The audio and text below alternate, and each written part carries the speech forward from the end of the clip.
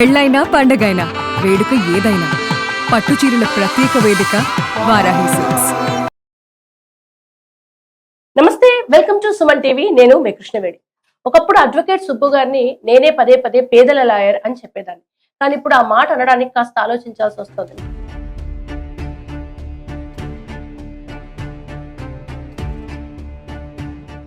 మీరు ఎలాగో క్లిప్పింగ్స్ చూస్తున్నారు. పేదల లాయర్ సడన్ గా BMW కార్ లోంచి ఎలా దిగారు అనేది అర్థం కావట్లేదు నాకు. అది కూడా before Mangli case, after Mangli case. ఆయన చేతికేమో BMW వచ్చింది, మంగ్లీ కేసు ఏమో నిశ్శబ్దంగా మారింది. ఆయన కొన్నారా, ఎవరైనా గిఫ్ట్ ఇచ్చారా, అందుకే మంగ్లీ కేసులో చడి చప్పుడు లేకుండా ఉన్నారా? ఎవరో చెప్పడం ఎందుకు, సుబ్బు గారిని మీ ముందు కూర్చోబెట్టాను, ఆయనతోటే మాట్లాడతాం. సుబ్బు గారు నమస్తే అండి. నమస్కారం. ఇప్పుడు మీరు పేదల లాయర్ కాదనుకుంటా కదా? అయ్యి బాబు, పేదల లాయరేనండి ఇప్పటికీ కూడా. ఎలా వచ్చింది ఇంత BMW అంటే మామూలు విషయం కాదు కదా? అయితే BMW ఏమైందంటే, ఈ కేసు జరుగుతున్న ఈ క్రమంలో అసలు నాకు కారే లేదు, మీకు తెలుసు. తెలుసు. ఎప్పుడు స్కూటీ మీదే వెళ్తుండేవాడిని. ఇప్పటికి కూడా నా స్కూటీ 3993 మీకు తెలుసు. ఎందుకు తెలుసు అంటే, వర్షం పడుతుంటే నేనే ఎన్నిసార్లు మీరు ఛానల్ వస్తే వర్షం ఆగేదాకా ఉంది, వెయిట్ చేసి ఒక క్యాబ్ అన్నా బుక్ చేసుకోండి అంటే అంత ఎకనామికల్ గా లేదు అని మీరు చెప్పేవారు. అవును. అయితే ఆ స్కూటీ ఉండేది. ఈ మంగ్లీ గారు కేసు చేసిన తర్వాత ఒక పెద్ద వ్యక్తి, నాకు బాగా పరిచయస్తుడు, పెద్ద వ్యక్తి, తనకి BMW కారు ఉంది. సో ఆ కార్ని, సార్ నేను మీకు తక్కువకే ఇస్తా, తీసుకోండి అని చెప్పి చాలా తక్కువ అమౌంట్కి ఆ కారు నాకు ఇచ్చారు. దానికి నేను గోల్డ్ లోన్ పెట్టి కెనరా బ్యాంక్ నాచారం బ్రాంచ్ లో గోల్డ్ లోన్ పెట్టుకొని ఆ డబ్బులు తీసుకొచ్చి ఆ కారు కొనుక్కున్నానండి. నేను కొనుక్కున్నది కాదు. తక్కువ అంటే ఒక 40-50 లక్షలలో ఉంటుందా? లేదండి, జస్ట్ అంతా ఒక 22 లక్షలు. Second hand car. Second hand car. Okay. మీ ఆవిడ గోల్డ్ పెట్టి తీసుకున్నారు. అవునండి, నాది కూడా చూడండి. నాకు అరే అవును, మీకు ఒకటి ఉంటుంది కదా, కడియం ఉంటుంది, చైన్ ఉంది, అన్ని పెట్టేసి. ఏమైందండి మరి ఆ కేసు ఎందుకు పెద్దగా ఏం ముందుకెళ్ళట్లేదు, మీరు సైలెంట్ అయిపోయారనే న్యూస్ ఏ వస్తోంది? లేదండి, వాస్తవానికి ఈ బండి సాయి భగీరథ్ కేసు ఎప్పుడైతే పాక్సో కేసు వచ్చిందో, దాని తర్వాత మీడియా అటెన్షన్ అంతా కూడా అటువైపు తిరగడం జరిగింది.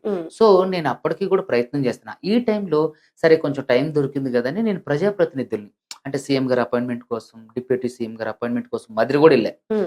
డిప్యూటీ సీఎం గారి అపాయింట్మెంట్కి వెళ్ళడం, సీతక్క గారి అపాయింట్మెంట్ కోసం ప్రయత్నం చేయడం, తర్వాత శ్రీధర్ బాబు గారి అపాయింట్మెంట్ కోసం ట్రై చేయడం. ఇక డిప్యూటీ సీఎం గారి అపాయింట్మెంట్కి అయితే తపస్సు చేసినట్టే. నేను కేసు కూడా అంత బాగా ప్రిపేర్ అయ్యి ఉండడం, కనీసం ఎవ్వరు కూడా అపాయింట్మెంట్స్ ఇవ్వలేదు. అడ్వకేట్ సుబ్బు అంటే అపాయింట్మెంట్ లేదు. ఎందుకు ఇవ్వట్లేదు? ఇప్పుడు మీరు ప్రజల్ని రిప్రజెంట్ చేస్తున్నారు కదా, ఎందుకు అంత ఇన్ఫ్లుయెన్స్ ఉందంటారా అటువైపు మంగ్లీ గారు? అంతే కదండి. ఇప్పుడు ఎవరైతే బాధితులు ఉన్నారో వాళ్ళంతా కూడా ఏమీ లేనోళ్ళు, ఎట్లాంటి ఇన్ఫ్లుయెన్స్ లేనోళ్ళు, ఈ కడు పేదలు. సో వాళ్ళ ఇల్లు, వాకిళ్ళు, భూమి, బంగారం అన్ని అమ్ముకొని వచ్చి ఈ రమావత్ మధు అనేటువంటి నమ్ముకొని, మంగ్లీని నమ్ముకొని పెట్టేశారు.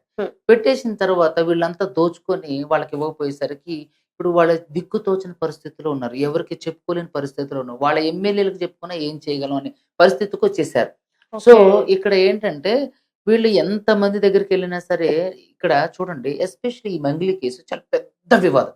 తెలంగాణలో అతి పెద్ద స్కామ్, 2G స్పెక్ట్రమ్ కుంభకోణం కంటే ఇది పెద్ద కుంభకోణం. సో దీని గురించి అధికార పక్షం గాని, ప్రతిపక్షం గాని, వామపక్షాలు గాని, ఆఖరికి కొత్తగా పార్టీ పెట్టినటువంటి ఒక లేడీ, ఆవిడ గారు కూడా కనీసం ఎక్కడ కూడా మాట్లాడాల. అక్కడ వరకు ఎందుకు, సో కాల్డ్ గా ఉన్నటువంటి ఒక ఇన్వెస్టిగేటివ్ జర్నలిజం అని చెప్పుకునే ఒక ఆవిడైతే డైరెక్ట్ గా కూర్చోబెట్టుకుని పాటలు పాడించుకొని సపోర్ట్ చేసి పంపించారు. ఇక్కడ నేను ఏమంటున్నానంటే, ఆవిడ ఏ స్థాయిలో ఇన్ఫ్లుయెన్స్ ఉపయోగిస్తే ఇది జరుగుతుంది చెప్పండి. ఇంత పెద్ద ఇష్యూ జరుగుతుంది, సోషల్ మీడియాలో దుమారం రేగుతుంది, మెయిన్ స్ట్రీమ్ లో వచ్చింది, పేపర్స్ లో వచ్చింది, పోలీస్ స్టేషన్ లో కేసులని, బాధితులు చచ్చిపోయారు, 9 మంది రోడ్ల మీదకి వచ్చి కొట్లాడారు, అయ్యో బాబు అని మొత్తుకున్నారు, మేమందరం వెళ్ళాము, రోడ్ల మీద కూర్చున్నాం. కనీసం ఎక్కడ ఇంటెలిజెన్స్ వాళ్ళు కనీసం ఇది సపోర్ట్ ఏమైనా చేస్తే మా మీడియానే చేసేది. 100% అంటే నిజంగా మీడియా విషయంలో నిజంగా నాకు చాలా హెల్ప్ చేశారండి. Especially social media. Main stream కంటే కూడా సోషల్ మీడియా నిజంగా. ఇప్పుడు ఏదైతే ఇప్పుడు మీ ఛానల్ ఉందో, తర్వాత నాస్తిక్ రాకేష్ అని, తమ్ముడు భాను అని, రానా ప్రతాప్ అని, E96 సంతోష్ గారు అని, ఇట్లా చాలా మంది, ఒక్కళ్ళ ఇద్దరు కాదండి, అన్ని ఛానల్ వాళ్ళు అన్నగారు మేము వస్తాం, మనం మాట్లాడదాం అని. నిజంగా సోషల్ మీడియా, జనాలు కూడా సోషల్ మీడియానే నమ్ముతారండి. మెయిన్ స్ట్రీమ్ మీడియా ఏదో ఒక వైపు డబ్బులు తీసుకుంటుంది, ఒక పార్టీకి సపోర్ట్ ఉంటుందని నమ్మట్లేదు. నేను అదే అంటున్నాండి. మెయిన్ స్ట్రీమ్ ఇప్పుడు చూడండి, కొన్ని ఛానల్స్ అయితే నేను ఇంటర్వ్యూ ఇస్తే కనీసం వాటిని ఇంటర్వ్యూ తీసుకొని వాటిని ప్లే చేయలే. చెయ్యరు. ఇంకొక విషయం, కొన్ని ఛానల్స్ అయితే మన ప్రెస్ మీట్కి వచ్చి ప్రెస్ మీట్ లో పెట్టిన తర్వాత తీసుకొని కనీసం తెల్లారి పొద్దునే ఆ న్యూస్ కూడా చేయలే. నిజంగా ఈ విషయంలో సామాన్యుడ బ్రహ్మాస్త్రం ఏదన్నా ఉంది ఇప్పుడున్న సమాజంలో అంటే అది సోషల్ మీడియా. నిజంగా ఈ పెద్ద స్కామ్‌ని బయటకు తీసుకురావడంలో ఈ ముఖ్య వ్యక్తులు, అందులో ముఖ్యంగా మీరు గూడా. చాలా మొదటి నుంచి కూడా కృష్ణవేణి గారు, సార్ ఇది దీని గురించి తెలియాలి, మనుషులకు తెలియాలి. సార్ మనం చేద్దాం రండని మీరు మీ మేనేజ్‌మెంట్‌ని ఒప్పించిన విధానం కూడా నిజంగా చాలా గొప్ప లేదు విషయం. ఎప్పుడు మీరు నాకు కొన్నేళ్ల పరిచయం, అవును, ఇప్పుడు మన కాదు. ఇద్దరిది. సుబ్బు గారు ప్రపంచానికి తెలియక ముందు నుంచి నాకు మీరు తెలుసు కదా. అదే కదండి. మీరు ఒకటి పట్టుకున్నారంటే అది జెన్యూన్ అని పట్టుకుంటాం. ఇప్పుడు బాధితుల స్టేట్ ఆఫ్ మైండ్ ఏంటి మరి? వాళ్ళకి ఆల్రెడీ నైరాశ్యం వచ్చి ఉంటది కదా. అవి వచ్చేసింది, వారు వైరాగ్యంలో పడిపోయారు, ఎక్కడ కూడా ఏమీ చేయలేని పరిస్థితుల్లో ఉన్నారు. ఎవరు కూడా వాళ్ళ కాన్స్టిట్యున్సీ ఎమ్మెల్యేలు పట్టించుకోలేకపోతున్నారు. అక్కడ వరకు ఎందుకు, మొన్నటి వరకు వాళ్ళకి సపోర్ట్ చేసినటువంటి వాళ్ళ గిరిజన నాయకుడు ఒక అతను ఈ రోజు వేరే స్టాండ్ తీసుకుని డీవేట్ అయిపోయిండు. ఇప్పుడు అడ్వకేట్ సుబ్బు మాత్రమే నిలబడుండు. ఒక్క చేత్తోనే ఎంతమంది బాధితులండి, ఎంతమంది. ఇప్పుడు నేను ఏమంటానంటే, ఎందుకని ప్రభుత్వాలు దీని గురించి, ఎవరో ఒక ఆవిడ వంటలు చేసుకునే ఆవిడ, రోడ్డు పక్కన వంటలు అమ్ముకునే ఆవిడ, అంటే మనం తప్పు కాదు, ఆవిడ జీవనోపాధి అది. ఆవిడని తీసేస్తుంటే జీహెచ్ఎంసీ అధికారులు వెంటనే సీఎం రేవంత్ రెడ్డి గారు ఆమెను అక్కడి నుంచి తీసేయడానికి వీల్లేదు, ఆవిడని అక్కడే ఉంచండి అని వెంటనే మాట్లాడిన వ్యక్తి. ఇంత పెద్ద కుంభకోణం జరుగుతుంటే నాకు అదే డౌట్ సుబ్బు గారు. మీరు ఏమంటారు అంటే, ఒక పార్టీ సపోర్ట్ చేస్తే, ఇప్పుడు సపోజ్ అవును. అధికార పార్టీ సపోర్ట్ చేస్తే ప్రతిపక్షం గొడవ పెడుతుంది, ఉమ్. ప్రతిపక్షం సపోర్ట్ చేస్తే అధికార పక్షం ఇన్ని పార్టీలు, బీజేపీ, కాంగ్రెస్, బీఆర్ఎస్, కొత్త పార్టీలు, ఇన్ని ఎట్లా ఒక వ్యక్తికి సపోర్ట్ చేస్తాయి? నాకు అదేనండి ఇప్పటికీ అర్థం కాని అంశం ఏంటంటే, జనాలందరికీ తెలుసు, ప్రజలందరికీ తెలుసు ఎన్ని మీమ్స్ వచ్చినాయి ఆవిడకి అగేన్స్ట్ గా, ఎన్ని పోస్టర్స్ వచ్చినాయి, ఎన్ని ఇంటర్వ్యూలు వచ్చినాయి.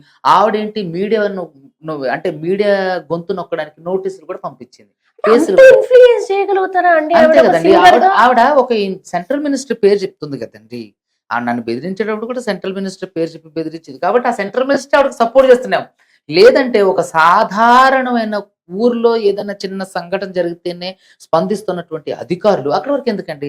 నేను నిన్నే చూసా ఒక రీలు, రాజస్థాన్ లో ఒక ఆవిడకు సంబంధించిన బంగారాన్ని అంట అవును, పెట్టి పెట్టింది. వీడియో తీసి రీల్ పెడితే వెంటనే దొంగలు పడ్డారట. ఆ న్యూస్, రాజస్థాన్ లో జరిగిన న్యూస్ తెలంగాణలో స్ప్రెడ్ అయింది. మరి తెలంగాణలో జరిగిన న్యూస్, తెలంగాణ ఎవరైతే ప్రజాప్రతినిధులు ఉన్నారో వాళ్ళకి తెలియదా? ఎగ్జాక్ట్లీ డౌట్ ఏంటంటే, ఒక మనిషి కేవలం ఒక సింగర్ ఇన్ని పార్టీల్ని, ఇంతమంది నాయకులు ఇన్ఫ్లుయెన్స్ చేస్తే ప్రజల నుంచి వ్యతిరేకత వస్తుందని వాళ్ళు ఆలోచించుకోలేదా? ఎందుకు చేయరు? ఎందుకంటే యూనియన్ మినిస్టర్ సపోర్ట్ ఉంది కదా. ఇప్పుడు యూనియన్ మినిస్టర్ సపోర్ట్ తో పాటుగా ఆవిడ ఇప్పుడు మనం ఉన్న ఏరియా ఎమ్మెల్యే తండ్రితో కూడా నన్ను బెదిరించడానికి ప్రయత్నం చేసింది, ఫోన్లు చేసి. అంతేనా? లేదా తన వైపు న్యాయం ఉంది గనక ఇటు సుబ్బు గారికి అపాయింట్మెంట్ ఇవ్వద్దని డిసైడ్ ఏమండి, అయ్యారు? ఎప్పుడు అది కోర్టు తేల్చాలి కదా.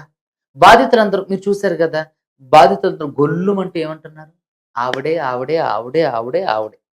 సో మరి బాధితులందరూ అబద్ధం చెప్తారా? ఇప్పుడు వందల మంది అబద్ధం, దానికి సంబంధించిన ఎన్ని వీడియోలు, ఫోటోలు నేను లీక్ చేశాను మీడియాకి. వాళ్ళ తమ్ముడు ఈ ఫేసా కట్టలించే ఫేసా అని అంది. మరి ఎవరో ఒక మీడియా మిత్రుడు, ఒక పాత్రికేయ మిత్రుడు, మరి ఆ వీడియోలో ఉంది ఎవరో మీకు తెలుసు అంటే ఎవరో అంది. ఆ వ్యక్తితోనే వంగ తోటలో కూర్చొని ఫోటోలు దిగి సరదాగా దిగింది. అంటే ఫస్ట్ డిఫెన్స్ చేసుకుంది, డిఫెన్స్ చేసుకోవడానికి అవకాశం లేకుండా ఇంటర్వ్యూలు, వీడియోలు కూడా రిలీజ్ చేశాం. ఇప్పుడు డిఫెన్స్ కూడా అవకాశం లేకపోయేసరికి గప్చుప్గా ఉంది. మరి మీడియా మీద కేసులు పెట్టి అడ్వకేట్ సుబ్బు మీద ఫిర్యాదులు ఇచ్చి, సిపి సజ్జనాన్ని కలిసి, సివి ఆనంద్ని కలిసి, శివధర్ రెడ్డి గారిని కలిసి ఇన్ని చేసి వెంటనే డిఫెన్స్ చేసుకున్న ప్రతి అమ్మాయి ఇప్పుడు జరుగుతున్నటువంటి ఏదైతే వీడియో తర్వాత ఫోటో రిలీజ్ అయిందో అప్పటి నుంచి ఎందుకు గప్చుప్గా ఉంది? నేనేమంటానంటే, ఇదంతా కావాలని చేస్తున్నటువంటి ఒక కుట్ర. బాధితులకి అన్యాయం జరుగుతుంది, అడ్వకేట్ సుబ్బు ఒక్కడి చేతుల మీదకే ఇది ముందుకు వెళ్తుంది. నేను ఒకటే చెప్తున్నా ప్రజలందరికీ కూడా, దయచేసి అడ్వకేట్ సుబ్బు ఎక్కడ కొలాబరేట్ కాలేదు. నాకు లైఫ్ టైం సెటిల్మెంట్ వాళ్ళు మాట్లాడేది మీకు కూడా తెలుసు. అందులో ఉన్నటువంటి వ్యక్తులు మీకు నాకు కూడా చాలా పరిచయస్తులు. సో వాళ్ళ ఆఫీసులో జరిగింది. సో నాకు లైఫ్ టైం సెటిల్మెంట్. నేను ఒకటే చెప్పా, నా బాధితులకు న్యాయం చేయండి, నాకు ఒక్క రూపాయి వద్దు.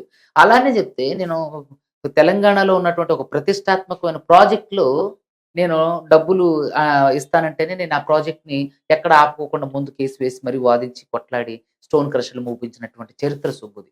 సో కాబట్టి ఈ విషయంలో ఖచ్చితంగా ఆవిడకి ప్రజాప్రతినిధులందరూ సపోర్ట్ చేస్తున్నారు కాబట్టి, ఒక్క ప్రజాప్రతినిధి గాని, ఒక వామపక్ష వ్యక్తి గాని, ఒక ఏమంటారు ప్రతిపక్షం వాళ్ళు గాని మాట్లాడట్లేదు. ఇప్పటికైతే మీవైనా ఎవరివైనా ఆరోపణలు కోర్టులో తేలిన రోజు నిందితులు ఎవరో తెలుస్తారు. అప్పటి వరకు ఆమె ఆరోపణలు ఎదుర్కొంటుంది ఆవిడ. ఉమ్. సరే, ఇది ఇట్లా అవుతుంది. నెక్స్ట్ ఇప్పుడు ఆ బాధితులు ఇంత బాధపడుతూ సస్టైన్ అయితే రేపు వీకెండ్ రోజు ఏవైనా అయ్యే అవకాశం ఉంటుంది కనుక నెక్స్ట్ మీరు ఏ కార్యాచరణకు వెళ్ళిపోతున్నారు? అయితే వీళ్ళందరితో బాధితులందరితో కూడా ఇప్పుడు ఈఓడబ్ల్యూలు ఇక్కడ నల్గొండకు సంబంధించి, దేవరకొండకు సంబంధించి నల్గొండ సిసిఎస్ లో కేసులు పెట్టడానికి పంపిస్తే తీసుకోవట్లేదు.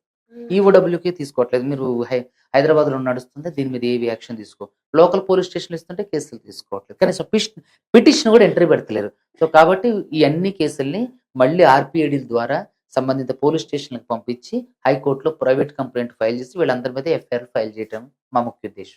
కేసుబ్ గారు లోగుట్టు పెరుమాళ్ళ కెరక అంటారా? డబ్బులు ఎటు వెళ్ళాయి, ఎవరు తిన్నారో పక్కన పెడితే బాధితులకైతే డబ్బులు న్యాయం జరగాలి. దాని ఫస్ట్ నుంచి సుమన్ టీవీ స్టాండ్ అదే. అవును. మీరు అందుకే ఫైట్ చేస్తున్నారు. సరే, ఏదో ఒకటి మధ్యవర్తిత్వానికి వచ్చిన వాళ్ళ డబ్బులు వాళ్ళకి ఇవ్వాలి. ఎవరైతే నిందితులు అనుకుంటున్నారో వాళ్ళంతా రావాలి బయటకని కోరుకుంటున్నాము. నేను కూడా అదే కోరుకుంటున్నాండి. ఇప్పటికైనా వాళ్ళ డబ్బులు వాళ్ళకి రూపాయి తిన్నారు, ముప్పావల ఇచ్చేయండి. చాలా కడుపేదలు, వాళ్ళు తినడానికి తిండి లేకపోకుండా పొద్దున్నే తెల్లవారుజామున 5 గంటలకు బయట నుంచి పారిపోయి వెళ్ళిపోయి అడవులలో ఉండి డబ్బులోళ్ళు కప్పులోళ్ళు తట్టుకోలేక నైట్ 11, 10, 12 గంటలకు వచ్చి పడుకునే పరిస్థితుల్లో ఉన్నారు. వాళ్ళు ఏం పాపం చేశారండి? దయచేసి వాళ్ళ డబ్బులు వాళ్ళకి ఇచ్చేయండి. ఇప్పటికైనా ఈ కేసులన్నీ వాపసు తీసుకోవడానికి అడ్వకేట్ సుబ్బు సిద్ధం. Thank you so much.